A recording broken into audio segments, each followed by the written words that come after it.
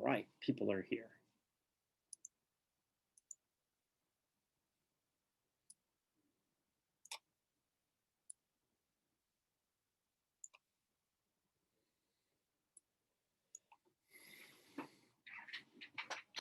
Can you guys hear me?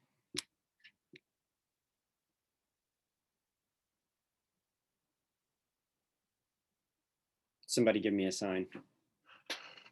Oh, awesome. Thank you, Ron.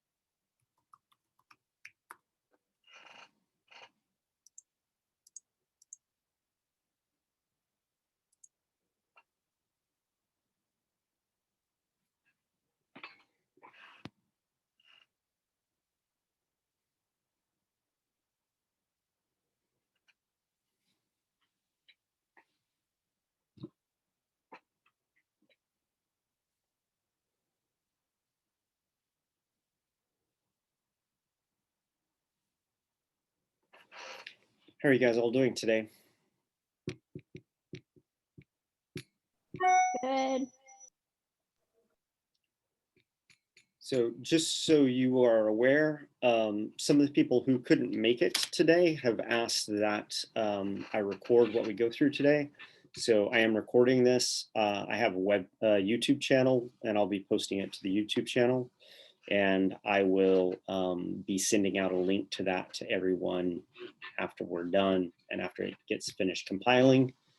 And then you can go in and revisit it if you need to. And if you don't need to, you don't need to. So hopefully it'll be useful to you.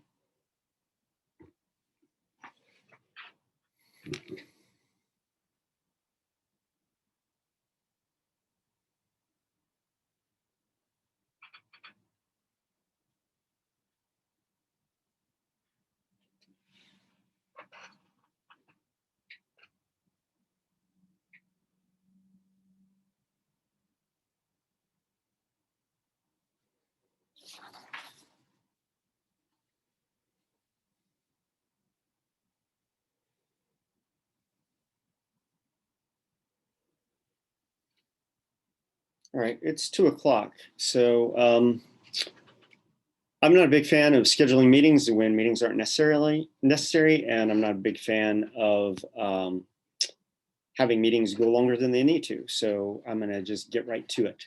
How many of you, if you can give me a show of hands or something in your responses or whatever, reactions, how many of you have ever presented a poster presentation in a virtual setting?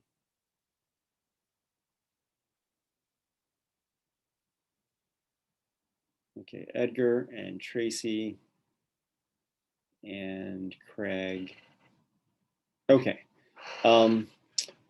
Tracy and Edgar, you guys are in nursing, correct? Yes, we are. Okay. Was this at a nursing conference?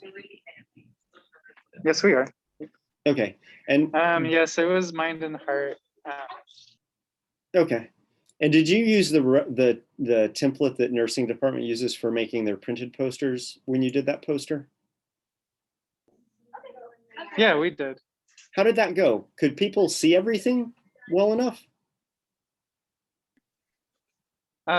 Most of the time they were able to see everything.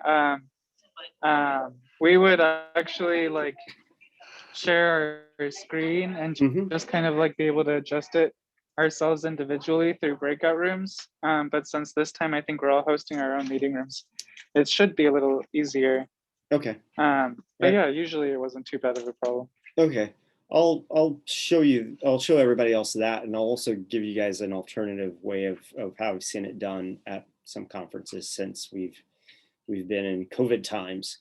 So the first thing I want to go through with you is There are some settings that you might want to change in Zoom because you're going to be hosting your own session. And it'll just, in some ways, give you a little more control over what's going on. And then in other ways, it will just make the presenting experience less irritating. So I'm going to share my screen with you for a little while here. And so hopefully you should see my Zoom portal. Can you guys see the Zoom portal, the web portal? Yeah. Okay, cool. So if you look at this, I've got 2 meetings that are scheduled for today. One is being run by a colleague of mine, and then this is the poster presentation. This is the Colloquium speaker. So it's got my schedule in there. But if you click over here on settings, there are some settings that you might want to alter as you go through here. And so, for example, under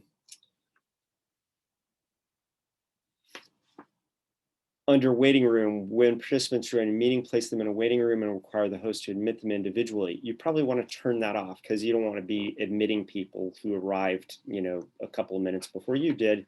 You want to be thinking about your poster presentation. When people, so that's in the security section. All the other authentication stuff is kind of set as defaults. You will probably want to have your host video on because I realize that you guys like when you're in class to stand behind the anonymity of not having your video on. But one of the goals of doing a presentation, whether it's a poster presentation or an oral presentation, is to have people connect to you. And they're going to do that much better when they can see your face and see your facial expressions and things like this. So you probably want to have your video on.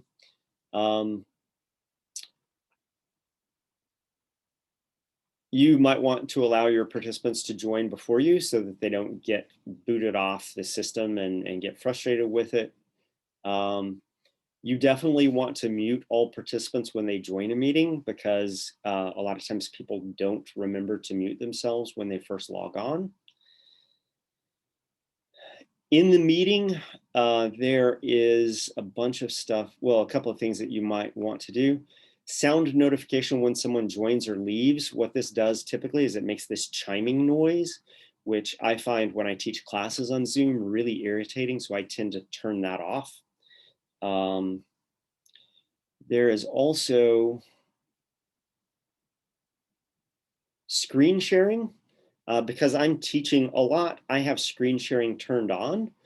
But just in case you get a bad player who comes to your poster presentation, you don't want to give anybody else but you the opportunity to share their screen. You can take complete control over that. And then you know that if somebody tries to bomb your Zoom meeting, they can't because you haven't given them permission to share their screen.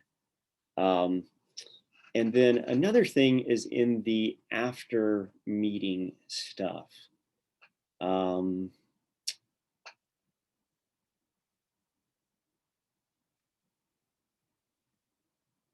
are so many options that it takes forever to scroll through them all.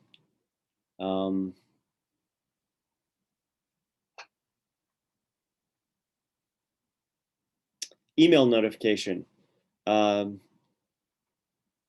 I would turn off when attendees join a meeting before a host. It can send you a message saying people are waiting for you. But quite frankly, if you have a lot of people coming to your poster, you're going to get a lot of emails and you're just going to end up having to delete them. And the other thing is, oh, I guess that is the only, yeah, when attendees join the meeting before the host, you don't want a bunch of unnecessary emails coming into your email mailbox. And so those are the kinds of things that I would go through and customize in the Zoom environment just to kind of make it a less cluttered, less hassly sort of experience doing a presentation this way. So you might want to just scroll through the whole list and change things as you go, but those are the things that I would recommend. Mute all participants when they join, turn off the sound notifications when people enter and leave, especially for you guys, because you might have people bopping in and out throughout the course of your time on Zoom. Turn off screen sharing for all participants because you don't want anybody else taking control of your screen. and then turning off the email notification. Excuse me. So those are Zoomish sort of things. Do you guys have any questions about Zoom?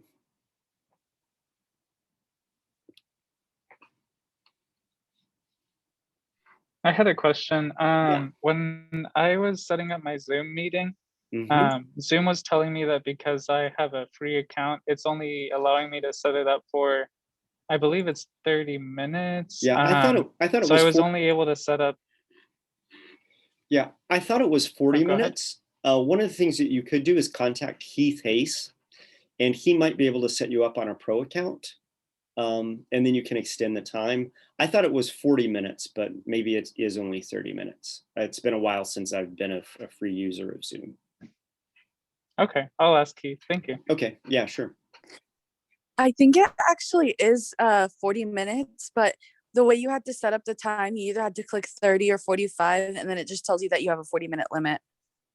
Yeah, and so what you might want to do is go into the, since I'm still on my screen share, so this is in my scheduler here.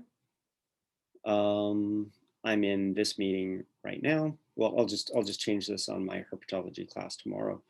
One of the ways that you can get finer control is to just go into your Outlook calendar and you can change. So for example, I can change this to 9:05 instead of 9 o'clock. And so it gives you more control. You don't have to do it in 15-minute increments like you do on the web portal. And that you can just change that within your calendar. And when you change that within your calendar, it will send an update to whoever you sent it to. So it'll send an update to me, but it won't change the meeting ID or anything like that. It's just changing the time. So you should be able to customize that. So you should be able to up it to whatever your maximum is. Other questions about Zoom? Have all of you shared your screen at some point? Yes. Okay. All right, I'm seeing lots of thumbs up and things like that. Cool.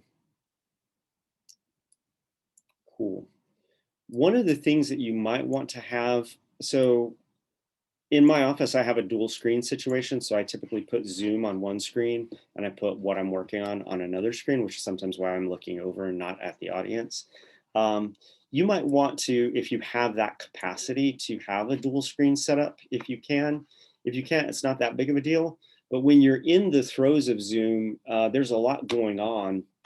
So for example, I have the main Zoom window on one thing, and I think you guys can see that I have the participants tab open on the other thing.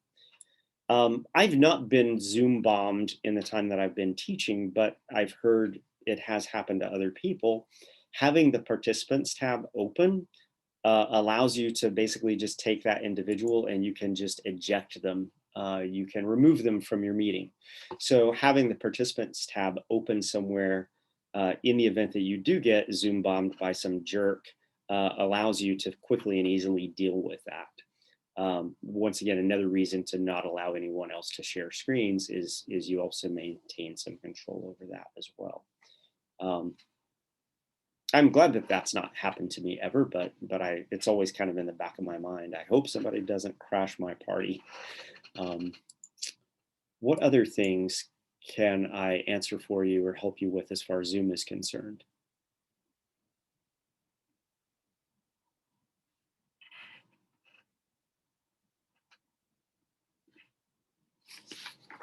Okay. I would dress as if you were giving a poster presentation in person. And once again, I would say put your video on so that people can connect with you in that way. And whatever you can do to make it more like a set of one-on-one interactions with people, the better off I think you'll be in the end. So now let me just talk about templates. So the biology department, the chemistry department, the nursing department all use kind of a common template. And I don't know who developed it first, But here is a poster from a meeting that I attended back in 2017. And so when I go to share this, so it's on my screen sharing thing.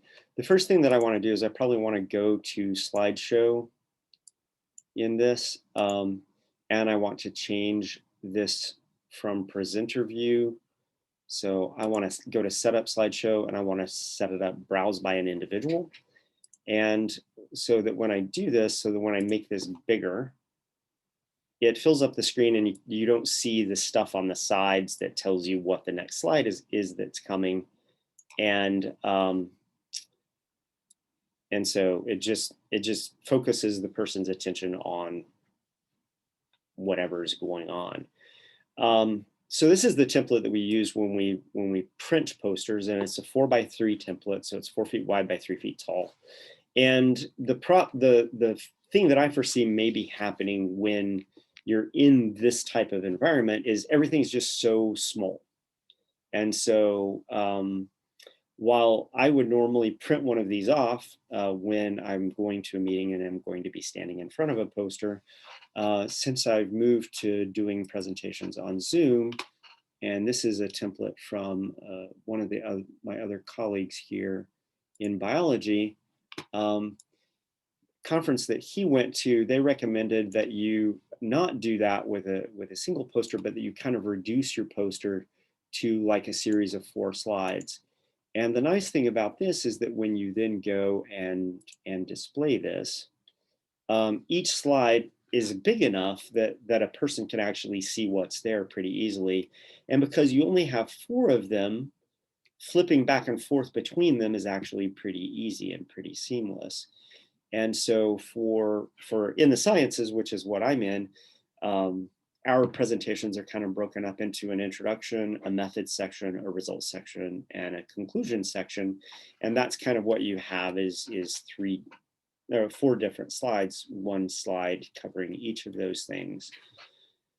So whichever way you go, try and arrive at a way that allows you to easily access the information that you're trying to get across to people in a way that doesn't require a bunch of machinations by you in the moment. Because the less complicated you make your life in the moment, the easier it is to concentrate on the things that you want to say rather than the mechanics of presenting it. So whether you're using the nursing template or whether you're using this template sort of way of doing things, and I can post this to the Moodle site if you guys would like, if you would find that helpful. But once again, it's just 4 simple slides and streamlining things.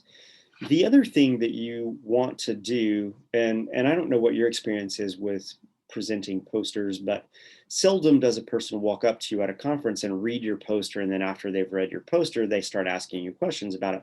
What do they typically do?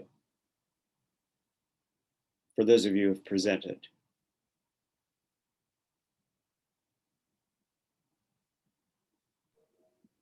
Come with a question based off your title.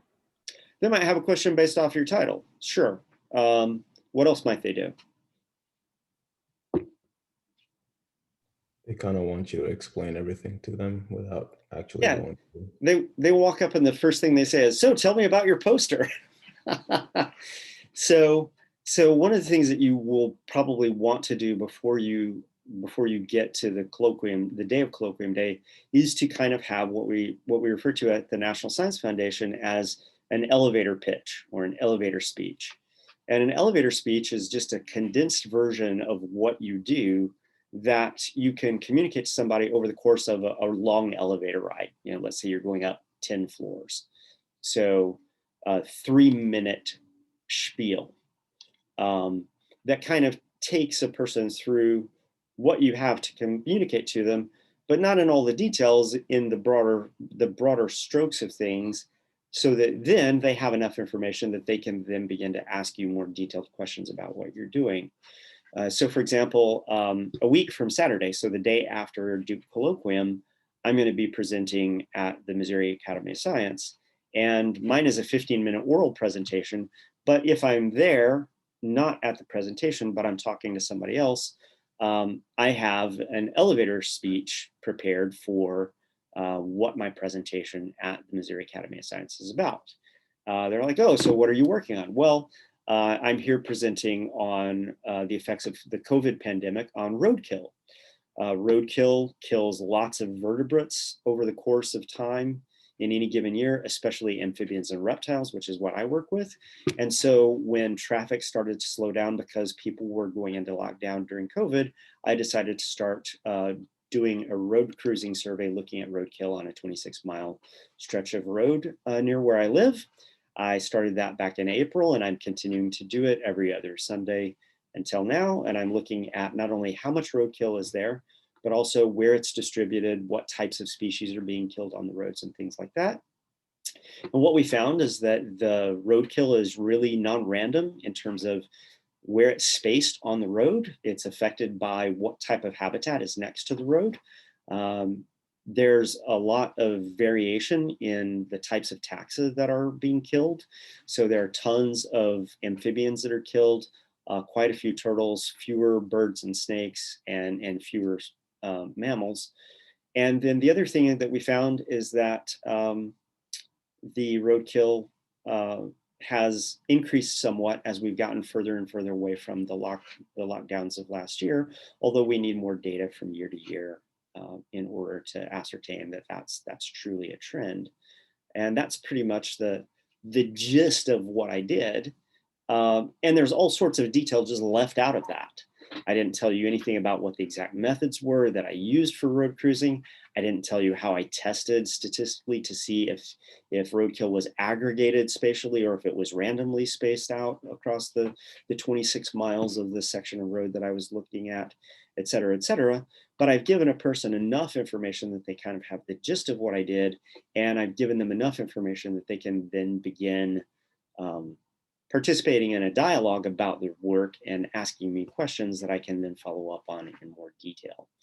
So have like a 3-minute pitch. So when somebody joins your meeting and says, oh, well, tell me about what you did, you can do that quickly and easily and concisely. And while you're doing that, also think about, well, what information am I going to give out? And then what information am I going to hold back? You don't want to tell them everything because that would take you too long. And so then you need to be thinking carefully about how you want to frame that pitch and what information is important for them to know and what information are you not going to communicate in the hopes that you get a chance to follow up on that. So I would definitely get an elevator pitch and practice it a number of times. When you get a National Science Foundation grant, one of the things that the program officers encourage you to do is, for your grant that they just funded, they want you to have an elevator pitch. So if somebody comes up to you at a meeting and says, oh, what's your NSF grant about? You can, in 2 minutes or less, tell them a pretty good synopsis of what you're doing with National Science Foundation funding. And so it's a good habit to get into. Any questions about all that?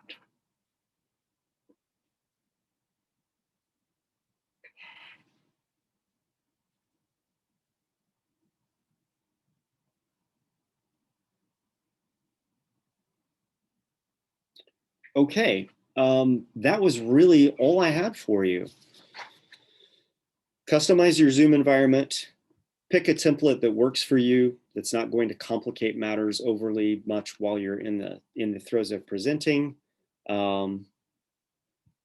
Develop a quick synopsis, because you'll probably be asked multiple times during your session to describe what your poster is about, and you need to do that in a time-efficient sort of way. And that was really all I had for you. Questions?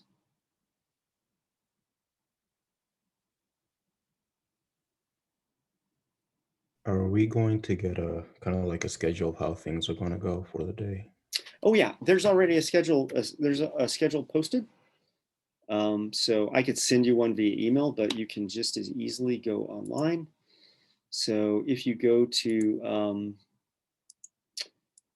the intranet, in the view from the hill, go down here and it says Duke Colloquium. There's a link, jewel.edu/colloquium. If you click on that, it sends you to the Duke Colloquium webpage. And at the bottom of that, there is a schedule.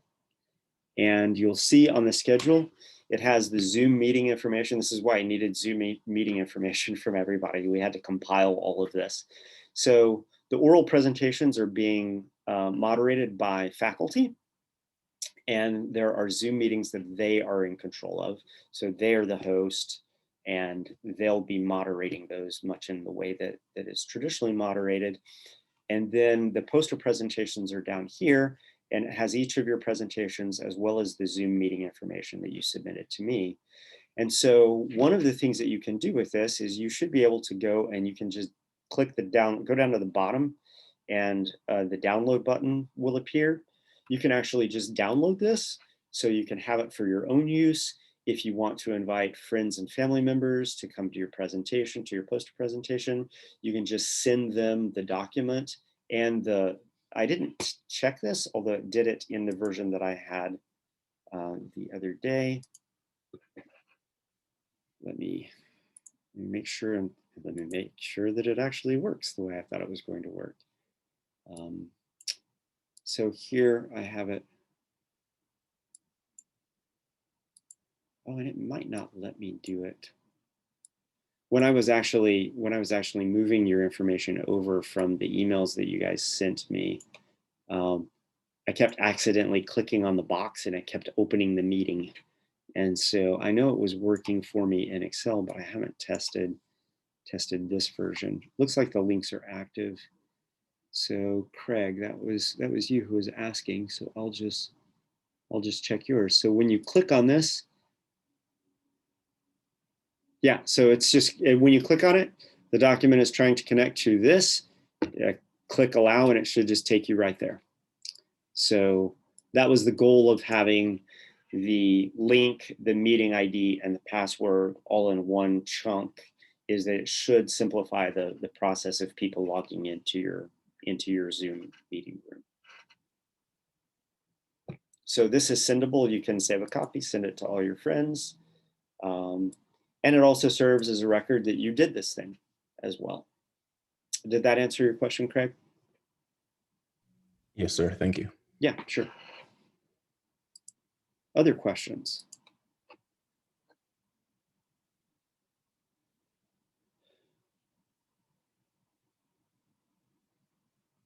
How do you all feel about this whole process?